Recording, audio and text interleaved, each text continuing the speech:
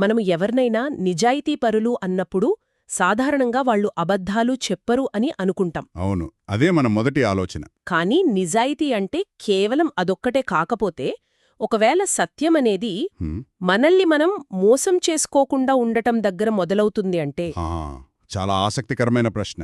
ఈరోజు మనం చర్చిస్తున్న అంశమిదే. హ్మ్, మన ముందు సత్యం, సత్యసంధత యొక్క పరిపూర్ణత అనే ఒక మూలముంది. దీన్ని లోతుల్లోకి వెళ్ళి చూద్దాం. బౌద్ధ మార్గంలో ముఖ్యంగా ఒక బోధిసత్వునికి సత్యం ఎందుకంత ముఖ్యం? అవును, ఇక్కడ బోధిసత్వుడు అనే పదం చాలా కీలకం. వీరు జ్ఞానోదయం కోసం ప్రయత్నిస్తూనే ఇతరులకు సహాయం చేయడానికి కట్టుబడినవారు. అంటే వారి ప్రయాణం కేవలం తమ కోసం కాదు. కాదు, అస్సలు కాదు. వారి ప్రయాణంలో 10 పరిపూర్ణతలు సాధించాలి. వాటినే పారమితలు అంటారు. దానం, సహనం లాంటివి. ఖచ్చితంగా. వాటితో పాటు సత్యం కూడా ఒకటి. ఇది మనం స్కూల్లో నేర్చుకున్న అబద్ధాలు చెప్పరాదు అనే నైతిక పాఠం కంటే చాలా లోతైనది. ఇది ఒక వ్యక్తి ఉనికికి సంబంధించిన విషయం. సరే, అయితే ఆ లోతుల్లోకి వెళ్దాం. ఈ మూలం సత్యాన్ని కేవలం ఒక నియమంగా కాకుండా 4 భాగాలుగా విడగొట్టి చూపిస్తోందని నాకర్థమైంది. అవును, అందులో మొదటి 2 మనకు తెలిసినవే అనిపిస్తున్నాయి. ఒకటి, అబద్ధాలు చెప్పుకుండా ఉండటం. చాలా ప్రాథమికమైనది. రెండోది, ఇచ్చిన మాట నిలబెట్టుకోవటం. ఇవి అందరూ ఒప్పుకునేవే. కాని ఆ తర్వాత వచ్చే 2 అంశాలు విన్నప్పుడు నా ఆలోచన విధానమే మారిపోయింది. అవేమిటో కొంచెం వివరిస్తారా? తప్పకుండా. 3వ అంశం, లేని గుణాలను ఉన్నట్టుగా చెప్పుకోకపోవటం. లేని గుణాలనా? అంటే అంటే మనకు లేని జ్ఞానాన్ని, అనుభవాన్ని లేదా ఆధ్యాత్మిక ఉన్నతిని ఉన్నట్లుగా ప్రదర్శించకపోవడం అన్నమాట. ఇది ఒక రకమైన మేధోపరమైన ఆధ్యాత్మిక నిజాయితీ. ఓకే, గొప్పలకు పోకుండా ఉండటం లాంటిది. ఒక రకంగా అంతే. ఇక 4వది, బహుశా అన్నింటికంటే కష్టమైనది. అదేమిటి? తమ లోపాలను దాచిపెట్టకపోవటం. ఒక్క నిమిషమాగండి. ఏమన్నారు? తమ లోపాలను దాచిపెట్టకపోవటమా? అవును, అంటే మన బలహీనతల పట్ల, మన తప్పుల పట్ల సంపూర్ణమైన, నిర్మోహమాటమైన నిజాయితీతో ఉండటం. అంటే ఈ మూలం ప్రకారం మనం సోషల్ మీడియాలో చేసేదానికి ఇది పూర్తిగా వ్యతిరేకమన్నమాట. చాలా వరకు అంతే. అక్కడ మనం మన జీవితంలోని మంచి క్షణాలనే చూపిస్తాం. మన లోపాలను, మన కష్టాలను దాచిపెట్టి ఒక పరిపూర్ణమైన చిత్రాన్ని నిర్మించడానికి ప్రయత్నిస్తాం. కాని ఇక్కడ నీ లోపాలను దాచుకోవడమే ఒక అసత్యం అంటున్నారు. ఇది మొత్తం దృక్పథాన్నే మార్చేస్తోంది. సరిగ్గా పట్టుకున్నారు. ఇది ఇతరులను మోసం చేయడం గురించి కాదు. మనల్ని మనం మోసం చేసుకోకుండా ఉండటం గురించి. ఖచ్చితంగా. స్వీయ వంచన అనేది ఆధ్యాత్మిక మార్గంలో అతిపెద్ద అడ్డంకి. మనం మన బలహీనతలను అంగీకరించినంతకాలం వాటిని అధిగమించలేం. నిజమే. మనల్ని మనం ఒక అబద్ధపు ప్రతిబింబంగా చూసుకుంటూ నిజమైన మనల్ని ఎప్పటికీ అర్థం చేసుకోలేం. అందుకే ఈ 4వ అంశానికి అంత ప్రాధాన్యత.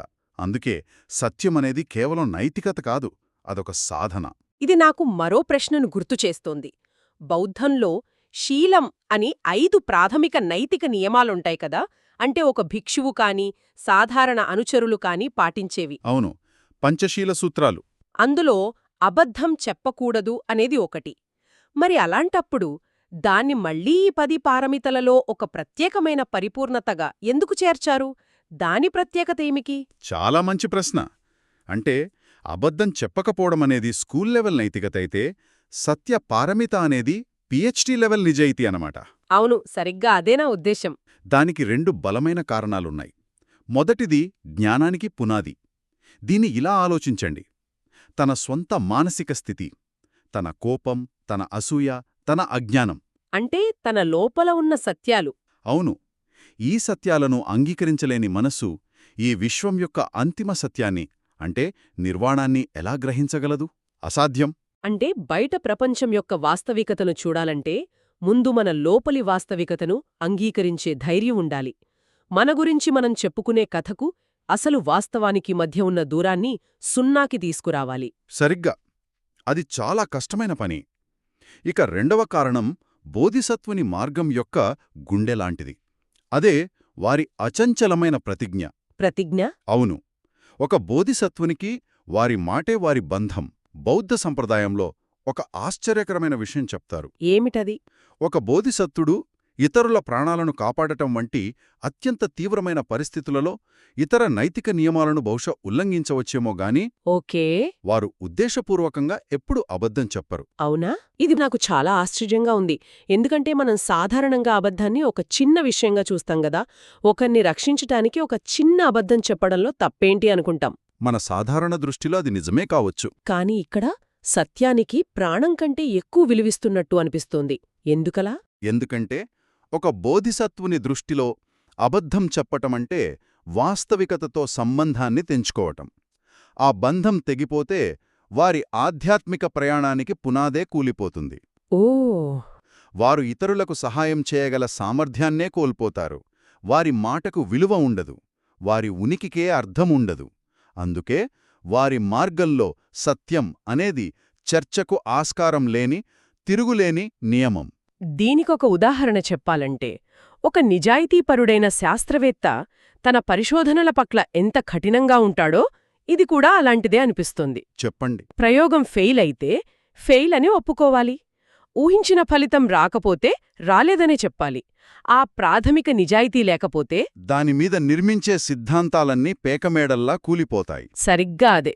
బోధిసత్వుని ఆధ్యాత్మిక ప్రయాణంలో సత్యం అలాంటి పునాది అనమాట. చాలా చక్కని పోలిక. ఆ శాస్త్రీయ నిజాయితీ లేకపోతే సైన్స్ ఒక్క అడుగు కూడా ముందుకు వేయలేదు. అలాగే ఈ సత్యసంధత అనే పునాది లేకపోతే ఆధ్యాత్మిక పురోగతి సాధ్యం కాదు. సరే, సత్యమనేది ఒక పునాది అని అర్థమైంది. మరి ఈ మార్గంలో చాలా ముందుకు వెళ్లిన ఒక మహాబోధిసత్వుడు ఈ పునాదిని కేవలం నిలబడటానికి కాకుండా ఒక సాధనంగా ఎలా ఉపయోగిస్తాడు? ఇక్కడే ఈ విషయం మరింత ఆసక్తికరంగా మారుతుంది. ఒక మహాబోధిసత్వునికి సత్యమనేది కేవలం పాటించే నియమం కాదు. అది వారు చురుకుగా ఉపయోగించే ఒక శక్తివంతమైన సాధనం. ఖచ్చితంగా. మొదటిది విశ్వాసాన్ని నిర్మించడం కోసం.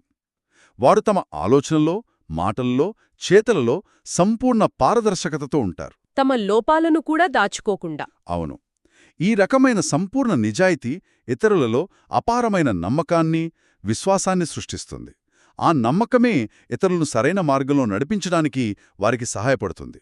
అంటే ఈయనెప్పుడూ నిజమే చెబుతాడు, ఈయనను మనం నమ్మవచ్చు అనే భరోసా ఇతరులకు ఒక దీపంలా దారి చూపుతుంది. అవును. అంతకంటే లోతైన మరో అంశం కూడా ఉంది. దానిని సంస్కృతంలో సత్యక్రియ లేదా పాలీలో సత్యక్రియ అంటారు. సత్యక్రియ అంటే సత్యవాక్యం యొక్క చర్య లేదా సత్య ప్రకటన. ఇది చాలా అద్భుతమైన భావన. వారి మాటలు పూర్తిగా సత్యంతో, వాస్తవికతతో ముడిపడి ఉన్నందున ఆ మాటలకు వాస్తవికతను ప్రభావితం చేయగల ఒక ప్రత్యేక శక్తి వస్తుందని బౌద్ధ సంప్రదాయంలో ఒక బలమైన నమ్మకం ఉంది. వావ్! ఈ సత్యవాక్యమనే ఆలోచన వింటుంటే నాకు ఆధునిక సెల్ఫ్ హెల్ప్ ప్రపంచంలో చెప్పే manifestation yeah power of positive thinking గుర్తుకొస్తుంది. కాని ఇది అది కాదనిపిస్తోంది. కాదు, ఇది అంతకంటే చాలా లోతైనది. ఇది కోరికల గురించి కాదు. ఇది సంపూర్ణ నిజాయితీ గురించి. అవును, ఇది కోరికల శక్తి కాదు, సత్యం యొక్క శక్తి. బౌద్ధ జాతక కథలలో దీనికి అద్భుతమైన ఉదాహరణలున్నాయి. ఓ, ఒక ఉదాహరణ చెప్పండి. ఒక కథలో ఒక అడవిలో పెద్ద కారు చిచ్చు రేగుతుంది. అన్ని జంతువులు పారిపోతుంటాయి. కాని ఒక గూటిలో రెక్కలు రాని ఒక చిన్న పిట్టపిల్ల ఉంటుంది. అది ఎగరలేదు. పాపం. అప్పుడా పిట్ట ఒక సత్యక్రియ చేస్తుంది. అది ఇలా అంటుంది, నా జీవితంలో నేను ఏ ప్రాణికి ఉద్దేశపూర్వకంగా హాని చేయలేదు. ఈ సత్యం నిజమైతే ఈ అగ్ని ఆగిపోవుగాక అని. ఓ.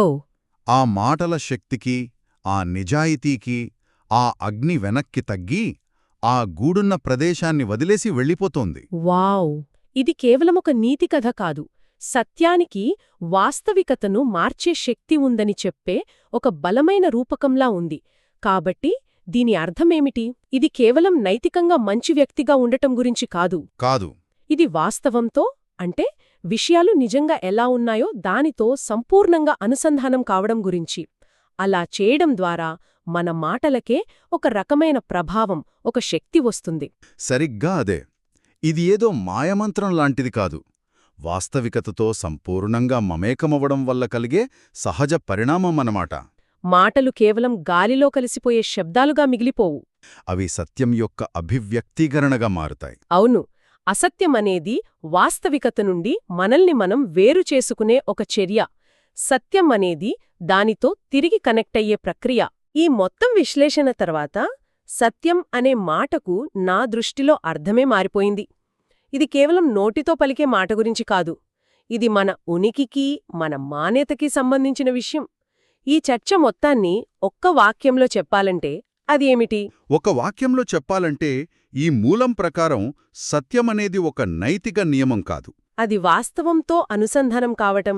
సరిగ్గా మన మాటలు, మన ఆలోచనలు, మన చర్యలు అన్నీ కూడా వాస్తవానికి అద్దం పట్టినప్పుడు మనం సత్యంలో జీవిస్తున్నట్టు.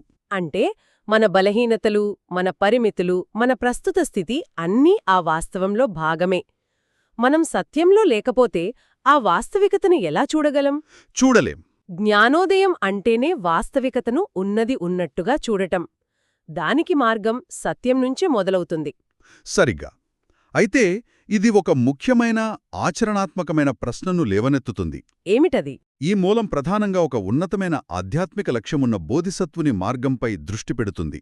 కానీ ఈ 4 భాగాల సత్యసంధత నిర్వచనాన్ని మన రోజువారీ జీవితానికి అన్వయించుకోవడానికి ప్రయత్నిస్తే ఎలా ఉంటుంది? నిజమే.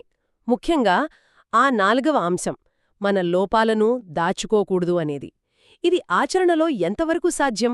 అదే నా ప్రశ్న కూడా. ఉదాహరణకు, ఒక ఉద్యోగ ఇంటర్వ్యూలో మీ బలహీనతలు ఏమిటి అని అడిగినప్పుడు, నాకు కొంచెం బద్ధకం, కొన్నిసార్లు సమయానికి పనులు పూర్తి చేయలేను అని మనసులో ఉన్నది ఉన్నట్టు చెప్తే ఉద్యోగం వస్తుందా? రాకపోవచ్చు. లేదా మన స్నేహితులతో, భాగస్వామితో మన ప్రతి లోపాన్ని, ప్రతి తప్పును దాచకుండా చెప్పితే ఆ సంబంధాలు నిలుస్తాయా? ఈ ఆదర్శానికి, వాస్తవ ప్రపంచానికి మధ్య సమతుల్యత ఎలా సాధించాలి? ఇది చాలా కీలకమైన ప్రశ్న. బహుశా ఇక్కడ ఉద్దేశ్యం ప్రతి చిన్న విషయాన్ని అందరి ముందు పెట్టమని కాకపోవచ్చు. అయితే వాటిని అంగీకరించి వాటిని మెరుగుపరుచుకోవడానికి ప్రయత్నించడం. అంటే అంతర్గత నిజాయితీ. అవును. ఇతరులతో పంచుకునేటప్పుడు వివేకాన్ని ఉపయోగించడం ముఖ్యం కావచ్చు. కానీ స్వీయ వంచన అనే గోడను పగలగొట్టడం మొదటి అడుగు. ఇది నిజంగా ఆలోచించాల్సిన విషయమే. మనల్ని మనం ఒక పరిపూర్ణమైన వ్యక్తిగా చూపించుకోవడానికి మనం ఎంత శక్తిని ఖర్చు చేస్తాం? మన బలహీనతలను, మన తప్పులను కప్పిపుచ్చడానికి ఎక్కువ సమయం గడుపుతాం. అవును, అది చాలా శ్రమతో కూడుకున్న పని. ఈ మూలం చెబుతుండడానికి ఇది పూర్తిగా విరుద్ధం. బహుశా ఈరోజు శ్రోతలు ఆలోచించుకోవడానికి ఇదే సరైన ముగింపు అనుకుంటా.